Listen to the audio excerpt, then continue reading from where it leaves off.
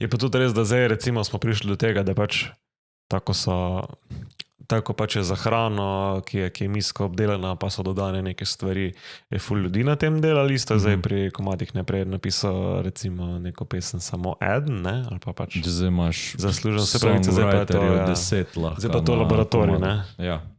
Pa tudi ko jaz recimo mi je studio, pač tako kot glasbeniko, mi je studio vedno bolj predstavljal prostor, kjer ti zajameš neko izvedbo, ne?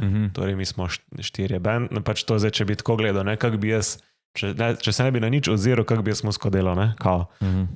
Pač mi eden ima recimo idejo za komad, prijemo skupaj na idejo in mi bomo zdaj to sfiniširali, vsak igra svoj inštrument in pa greš v studio sam za to, da se priključimo, posnamemo pač najboljše možno in to je to, ni zdaj pol nekega editiranja, pa mislim, ja, ok, je neki, pa neki se še doda. Mastering, ja. Ali pa zdaj nek efekt, ali pa neki, ampak ne boš pa šel ti zdaj z ničemer v studio, pa prišel ven z izdelkom, naprimer, ne, ali pa tako. Ok, tudi je lahko računalniško narejen, ampak še vsem, da pač jaz sem vedno bolj bil za to, da je studio za zajemanje nekega nastopa, če hočeš. No, ampak to je zelo, se mi zdi, že zdaj tudi staromoden način razmišljanja. Ne? Zato pa imaš rad Red Hot Chili Peppers.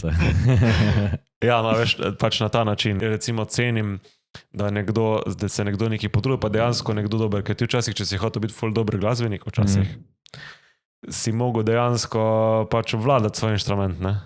Ja. Sploh, če si hotel v studiu delati, to so bili pač res sam najjači.